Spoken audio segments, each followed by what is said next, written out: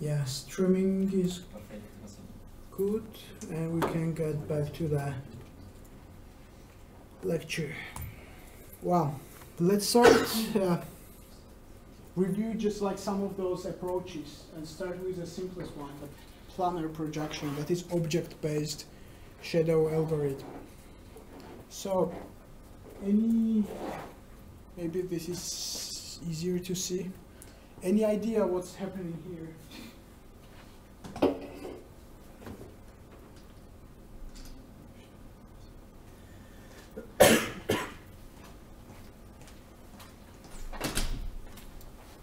So, what do you think is this algorithm about, or how does it work? The shadow is being cast relative to the light source in the object. Yeah. Yeah.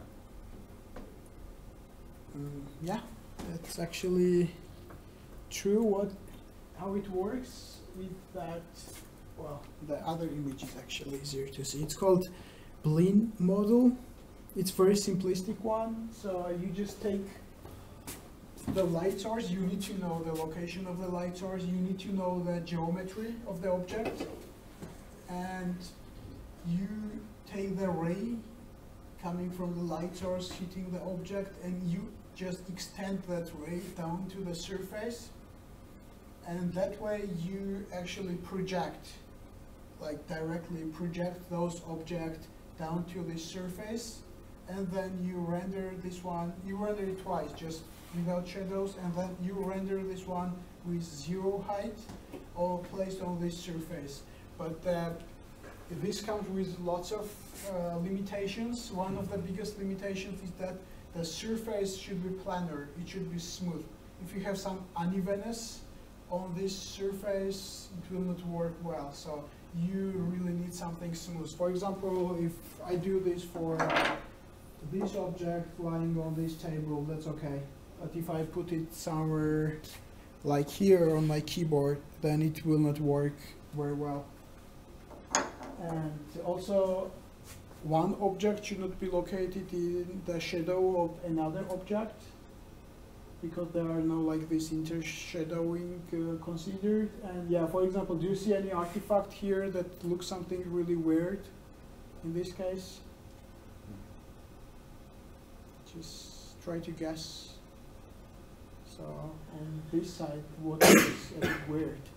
That shouldn't be there.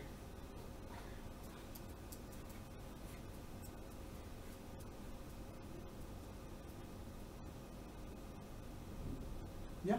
That the squares are the same color in the shadow? Yeah, yeah, absolutely. So this one does not face directly to the light source, but is very bright. So actually this one should be also darker shade, because the light is coming from there, and as we see here, it's very dark shadow, but this one is very bright. So the model doesn't count for that. And here we have that you can use stencil buffer to avoid overdrawing. So any guess what stencil buffer can be? What does this word, this phrase tell you? So let's start with a simpler one, more like not related to computer graphics. What is stencil? You know, right? Stencil. So it's like, probably you've seen like some cool graffiti-like paintings on the walls on the street. So it's just like the technique when you have something like a mask, some area that just like transmits the paint and some that is obscured, and you get this kind of painting, just putting this on the surface and putting the paint within these holes. So the logic of stencil buffer is pretty similar to that. So it's first of all similar to the depth buffer. Depth buffer is that we store the z-axis from the light's perspective.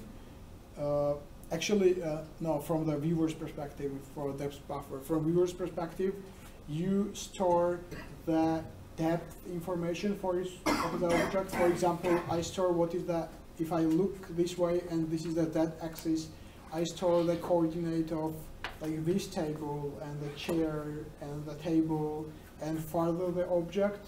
Then I consider that if they have like there are like two objects on the same axis, whichever is farther is occluded, because like for instance I can't see this area because there is a table in front. So that's how I use this depth buffer to just discard whatever I don't see and don't need to render. So just by distance from the viewer, you take the axis and you see whatever is first is visible and whatever is behind is not visible. The stencil buffer is put atop of that, but instead of using this depth information, that is actually arbitrary. So you can use it in any way you think you need it. So it's very flexible. You can put any logic there and decide what to show and what to discard. So it's like a mask. Imagine it's a mask, like here. And in this case, without stencil buffer, you can have this cube, but then you have like a mask where are 0, and you put the condition like stencil cast. If it's 0, it's discarded, and if it's 1 to the corresponding pixel, it's rendered and displayed, and then you get something like this. So that's the logic. You just control in a very flexible way what you want to show and what you want to kind of hide or not render. Shadow mapping. So you mentioned shadow mapping. Do you remember how it works? Anything you remember about shadow mapping, how it works?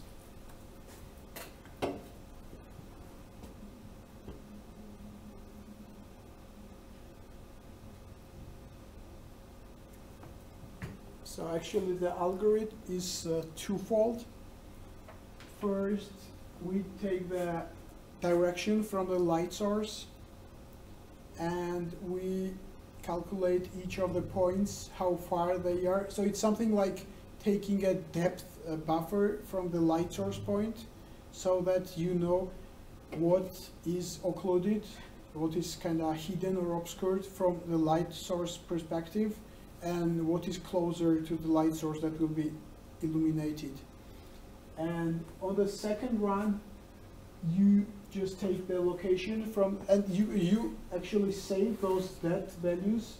For example, if I have the light source here, I take the information that, okay, this table has some like Z1 and the floor had Z2. And because Z1 is smaller, this one is lit by this illumination, but because Z2 is larger, it means this is behind this, and the light ray coming from there doesn't reach. So there should be shadow when we have Z2, and here should be the light because it's smaller and it's closer to the light. So we start counting from the light source.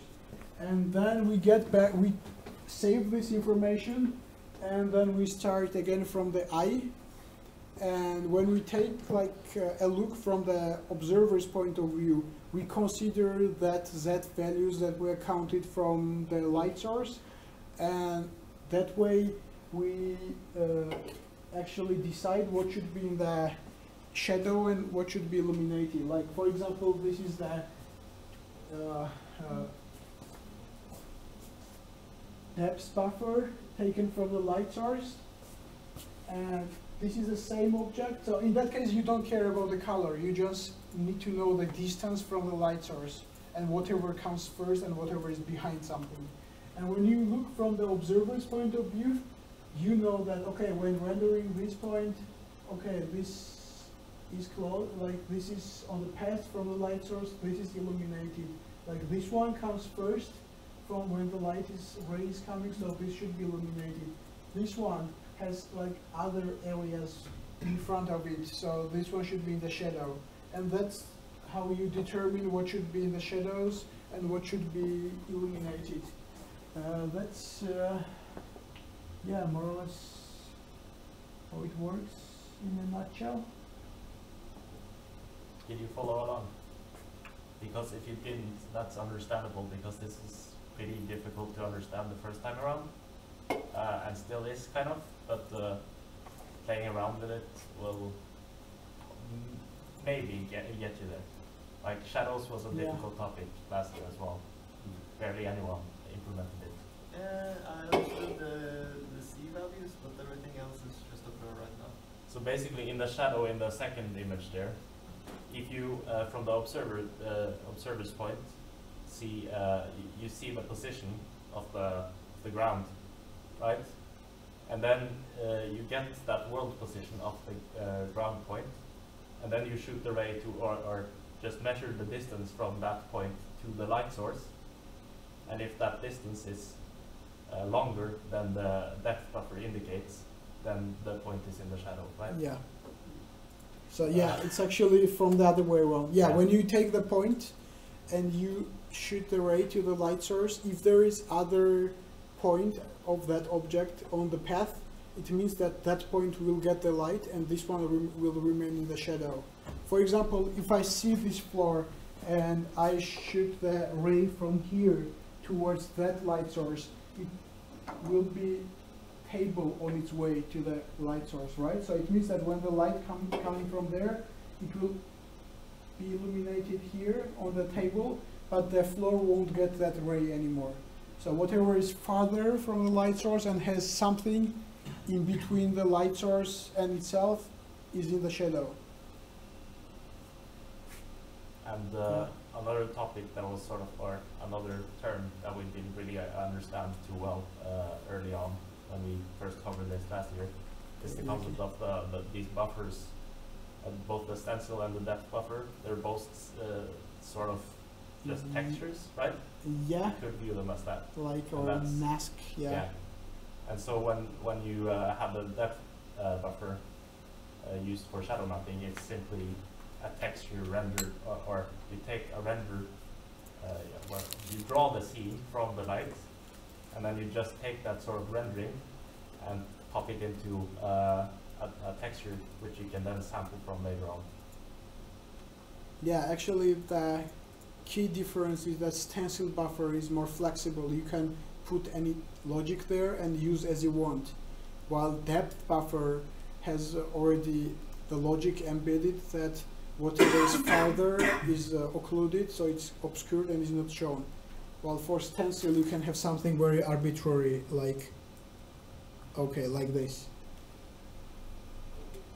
Yeah, so like again to explain maybe that table. So imagine this is a light source and we have this object, something in between, and we have this guy here standing, right? So what you do is that you follow this ray from the light source and you see that, okay, this is this paper tissue is this far, and okay, this object is this far, but they're on the same axis. So what does it mean? It means that when the if this distance is smaller than this distance, this means that when the ray comes from here, it will hit that paper tissue, this area will be illuminated, and this one will remain in the shadow because the ray will not reach it because it has something in between. But if you take this area and if you take the ray this way, so there is nothing. So if you take the ray from here to this point, there is nothing. So there is some light that reaches this one. So this one is illuminated because you have one direct line to the light source, but this one is in the shadow because when you take the direct line from the light source, you hit this and you get nothing here. So this is the logic. So more or less clear? Yeah. Okay. Yeah, let's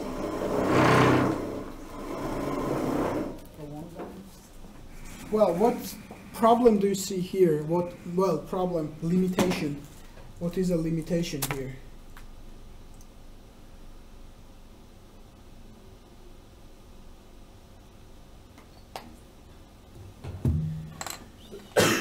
Like when you look, for example, this one, there's something is not very photorealistic, right? Yeah. Why?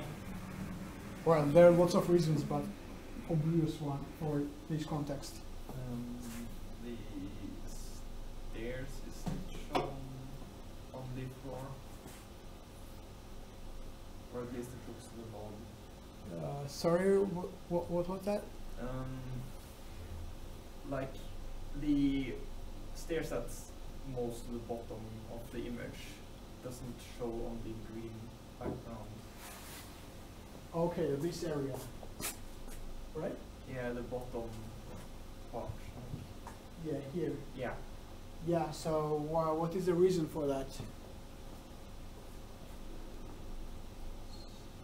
So it's almost black. Well, black actually. So reason is that we have sharp shadows. We don't have soft shadows that is kind of cast smoothly and more like a gradient. We just have like lit areas and dark areas. We don't have this kind of something in between that is gradually softer. Well, yeah, let's go on. Area subdivision. Here, what you do is like actually very similar with the previous one. You just shoot the rays, you see which parts are completely lit or completely in the shadow, and then we encode this information in the stencil buffer, and then there are like two renderings done separately for the illuminated areas. So just render the areas that are illuminated with the light, and then separately render the areas that are not that are in the shadow without light, so it will be dark again. So it's just like splitting the areas, the parts that get light directly and the ones that do not get light, and render them separately. But same problem, we have like sharp shadows only. And here something is a bit improved, so this is a bit better than those. So this technique was first introduced in Doom 3, the video game. And what it means is that actually the next slide is easier to perceive. So we start actually using more continuous concept of the shadows, so have some granularity, several levels. Instead of having black and white kind of binary, we start getting several levels of shading. So first step is that here is the light source, here is the object, and whatever is behind, it casts this kind of half space down to the infinity, let's say. So we just get this half space that is in the shadow. So this object casts this shadow all over this direction. Then, when we have the second object located here, what we get is that, okay, this is still directly illuminated, but this one is located in the shadow of this one, so this area gets shadowed. And when we have the complex allocation of those objects and the shadows they cast, we get these kind of levels. For example, we have light source here, and this is the it's called volume shadow. So actually it's that this is the shadow volume kinda that is cast by this object, and this one casts this shadow, and this one casts this shadow. And the idea is that more object obscure this area, darker the shadow should be. So for example, here we have like lighter shadow because it's just one object covering it. Here this part gets direct illumination. Here this area is also like level 1, let's say, lighter shadow because it's just obscured by one object. But this area is a bit darker because this one is obscured by two different objects. Like light that comes here should first hit this, and then it's obscured by this one again. And this one is even darker shade because the light ray that comes from here, so here is one thing that obscures another thing that obscures, and another thing that obscures. So actually, this is a shadow cast, and where they overlap, we get this darker shade. Like if we draw that here, is that okay?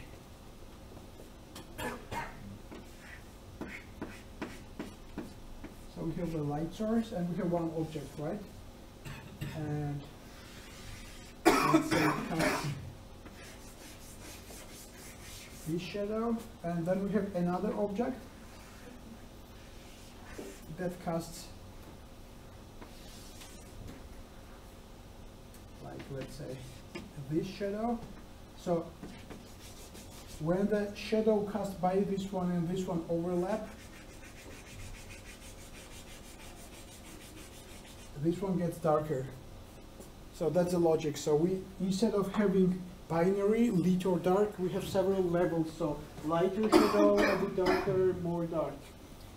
And then how do we get this towards the object? I'll make sure that this is visible to the streaming people.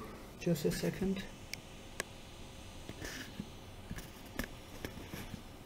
So here we have like light source and one object that casts this volume of the shadow, and then another object that casts its own shadow, and the shadows of the two ones are overlapping. This means that this area is obscured by two different objects, so this one becomes darker. That's the logic, and this one is the normal map that we discussed in the first half.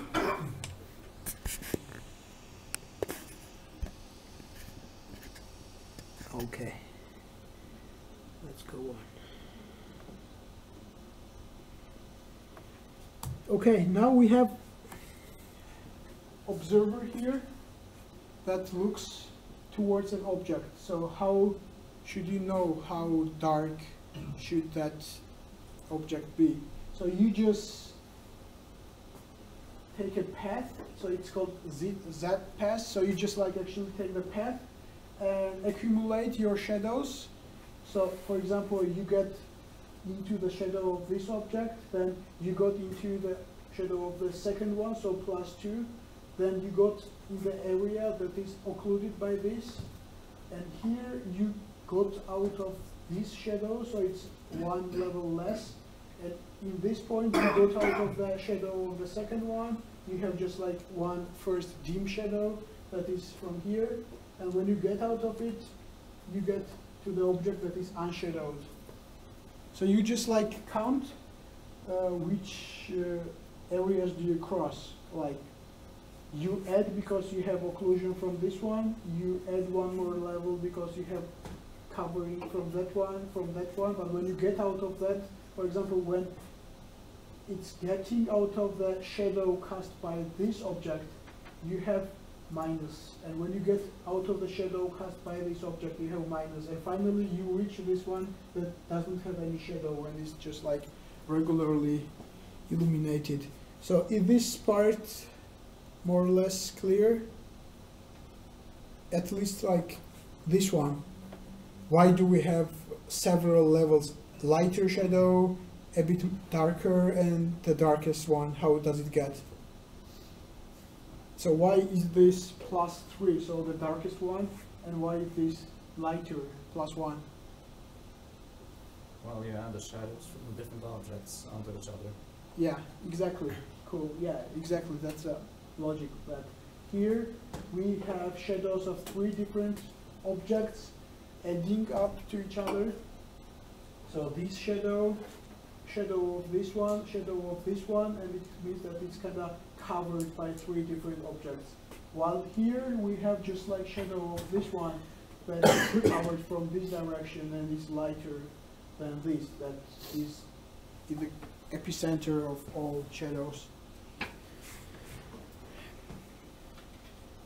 Yeah, the challenge in this case is calculating the silhouette, so calculating actually those outlines and edges, because you have to cast the shadows across the edges.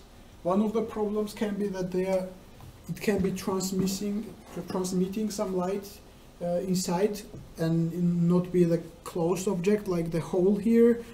And also like when you have very complicated geometry, so here is just like something with very clear edges and very flat, but you have something like super complicated, its shadow is also like difficult to calculate, so it will become computationally very costly. But there are like some shortcuts again. For example, there is a depth buffer used like created from the light source, and then you use some computer vision techniques to like Sobel or Kenny edge detectors. I hope you have heard them. So you just like simply, those are different techniques to find the edges in computer vision. Like if you pass an image and it will return where the edges are. And then you get the edges and you project those edges as shadows cast.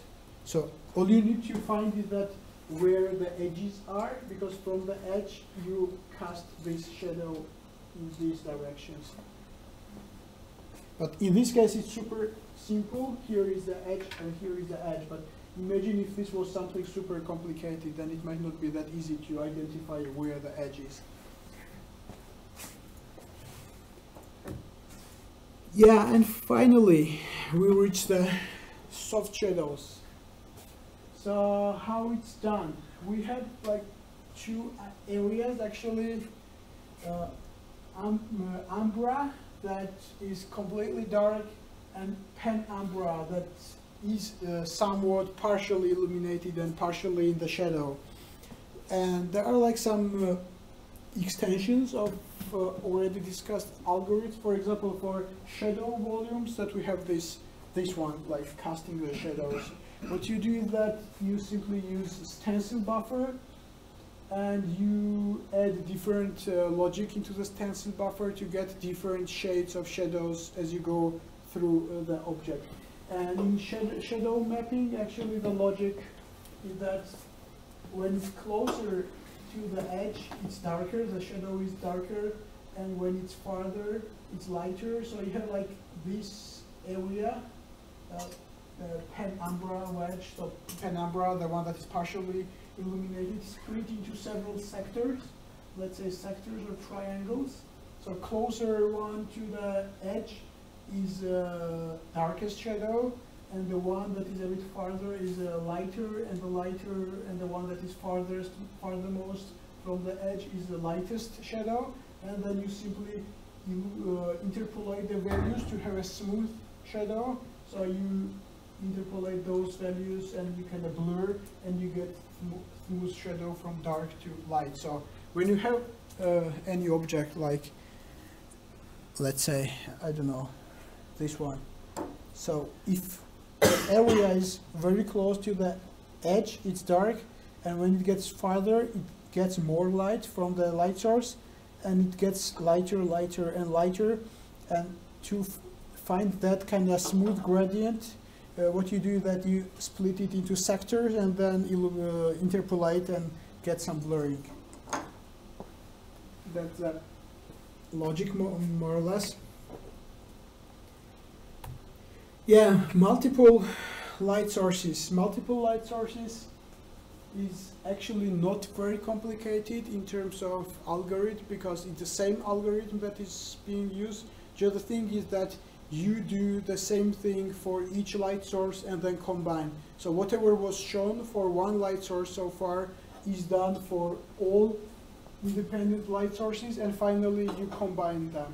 The only problem in this case is performance, because you might need to have a higher amount of calculations, more workload, but the complexity of the approach does not change, because you use the same thing as you used for one light source. You simply repeat it for different light sources, and you take one shadow from here, one shadow from this light source, and then you just merge everything together. That's very like simple. Yeah, for volumetric effects like this mist, fog, the light rays that are visible, there is one technique to use a stencil buffer again, to have this kind of mask and then encode within this mask which part should be translucent, so which part should be transmitting the light, and which part should transmit less light to get these kind of areas where you have like light rays visible and the darker ones. So you have some kind of mask here, imagine, between the light source and this area, and you have some logic there. Okay, in these pixels just transmit our light, and in these pixels don't transmit. But the problem is that it's very costly computationally, so it's hardly ever used in practice, but theoretically it can be an option to model these ones. Radiosity. So we had this, but very briefly earlier. This is not shadowing algorithm itself, but it can give the effect of shadowing. So the radiosity is a rendering technique that accounts only for diffuse reflection. So what information we have here is that each of the objects have, due to its material properties, spectral reflectance and spectral absorption. When the light ray hits an object, for example, when it hits this wall, it absorbs some light and it reflects all the rest, and whatever is reflected you see as the color. In this case it's white, so it should be, it's very good reflector. But if this was painted, for example, red, it absorbed, or like that door that is green, when the light hits that door, it absorbs everything except for green wavelengths, and then green is reflected and you see it green.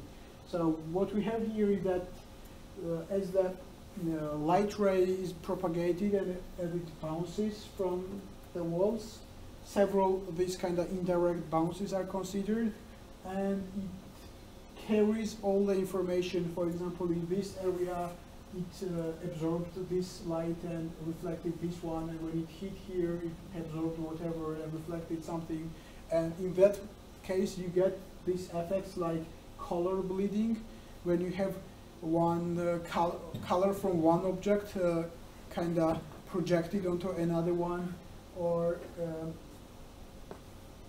yeah, that's mostly color bleeding, and you get finally this also like shadowing effects, because if it absorbs everything it gets dark, and if it reflects it gets light. But this is not explicit shadowing algorithm, because in shadow algorithms we have seen that we consider object, the scene, how the light goes to the particular point and whether it reaches it or not, while here all we have is that diffuse reflections and the information that is carried by the ray from one object to another when it hits them.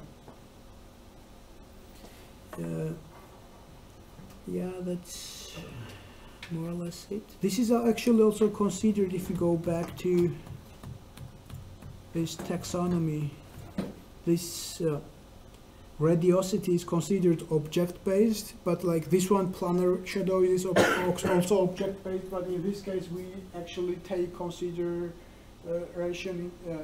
consideration the object, its location to the light source, and whatever reaches the shadow area or not. While in radiosity we just take objects as their material properties, what they absorb or what they reflect. Refraction, I mentioned that. Yeah, refraction is another phenomenon characteristic for translucent light transmitting objects. So probably you remember that from optics from high school, or so it's just like when the light propagation speed is different in two media. So we have one velocity for this media, and it hits this media where the light is slower. The ray is bent, so we get some angle, and the light just changes the direction. It's just bent. This is called refraction, and the refraction is responsible for phenomena like caustics. I don't know yet, tiny little bit, but I don't think you will see that. You will see that on the next slide. Yeah, refraction is just like light hits this one, and here it's just bent, so it changes the direction and then it leaves the medium again.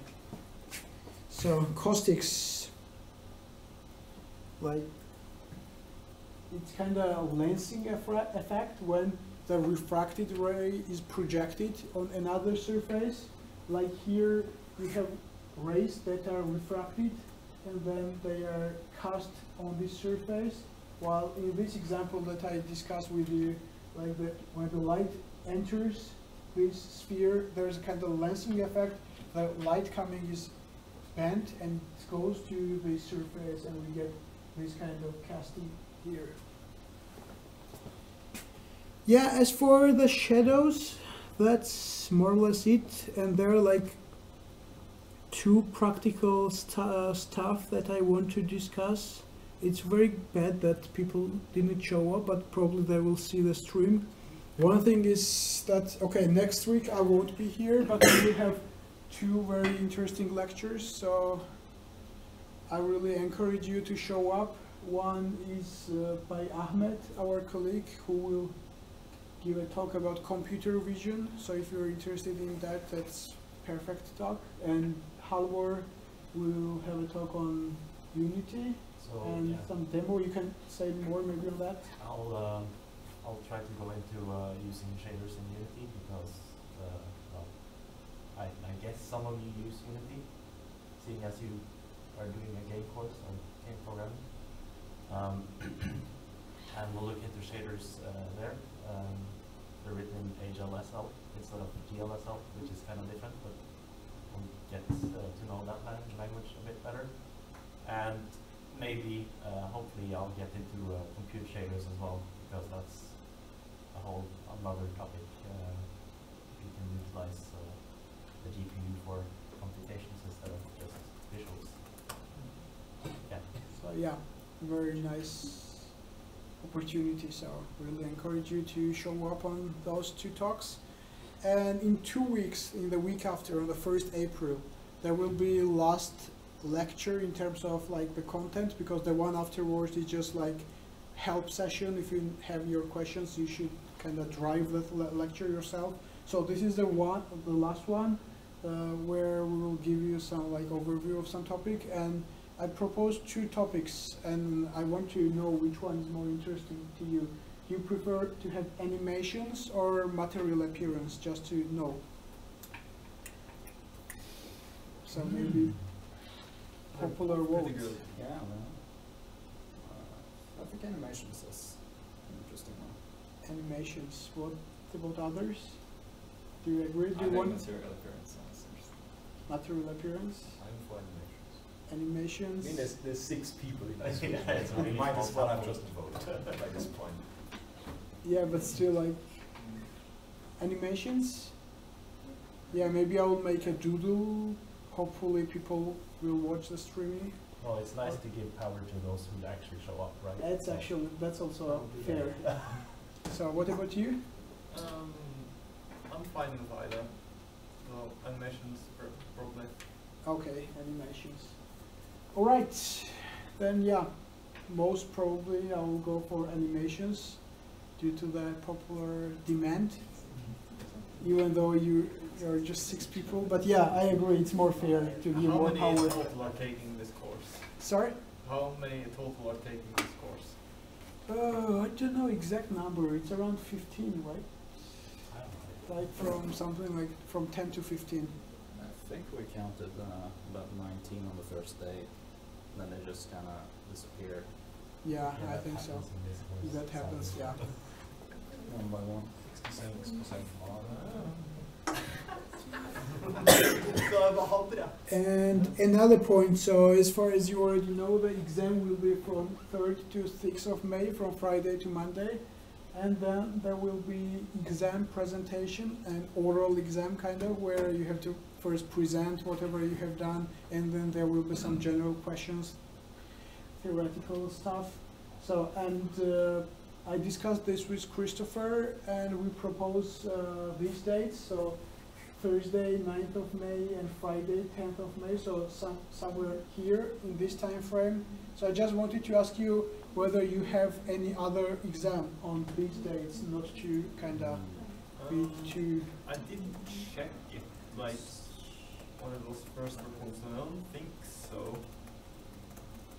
Alright, then yeah, I just wanted to let you know I will also post announcement that just mark your calendars. We will agree on exact timing, what hour, etc. But like, just bear in mind that the exam presentations will be on those dates unless all of you guys have another exam or it's something like super impossible. So, and if it's so, just let us know as soon as possible to plan ahead. That's fine. Yeah, the one that, like, this is the earliest for me. The one after is the OS exam, which is on the 15th, Okay, so it should be fine. should be fine. Alright, yeah, hopefully streaming people, if you're watching, also write and let us know if it's like something very inconvenient. Otherwise, yeah, just fix these dates. Okay, yeah, that's the last slide for today. We're exactly on time. Any questions, comments? I know the topic is a bit scary, but if you really look at those slides in a quiet, like relaxed situation and go one by one, like carefully, I think you will get them because it's not that complicated as it seems. It's not that scary. Just I know all this like huge amount of information at once is a bit difficult to kind of process. Are there any tutorials on how to implement this in OpenGL? Good question. So Yeah. the bad news is that it's not automatically kind of implemented, so it should be mostly done manually. But whether there are good tutorials, maybe Halvor, I don't quite remember if it's Learn OpenGL or the other one. Like, it's Which on the resources YouTube are you tutorial. I'm using Learn OpenGL and I haven't seen shadows there yet. Right. Yeah. I think it's under advanced OpenGL because shadows is kind of advanced. Maybe. You at least have the best testing and stencil and sort of the concepts that you need to understand before going. Yeah, there's some stencil stuff here. Advanced lighting. Yeah, and there we go. Shadows. It's in Learn OpenGL. yeah, this is something extra that you might use in the future, but not for assignment 2. It's not mandatory. Like, if you would like to try, you are more than welcome. But if not, it's not kind of mandatory part of the assignment 2. But yeah, I really recommend to look into this because if you want to reach the photorealism, something that is really wow when you look at, you need right shadows. Yeah, and all the technologies you need to have to implement shadows, you also need for other things like mirrors, reflection in general, I guess, Yeah. for like cube maps and stuff. Yeah, and for water, water reflection there as well, like, and for post-processing effects. Yeah. So, yeah, the technology opens a lot of doors for other cool stuff. Yeah, that's true. The technology is emerging super fast. Well, thank you, Dan. Yeah. Thanks for attending and see you in 2 weeks. 34% attendance. Still good, considering that people are stressed with assignment 2. Not bad. This course needed 10 people for it to actually be a thing, right? Yeah, 10 people. There's 4 people watching the stream. Oh well, I guess one of them is me, so yeah. That's fine. 3 people. Okay, I will just. Well, you are watching the stream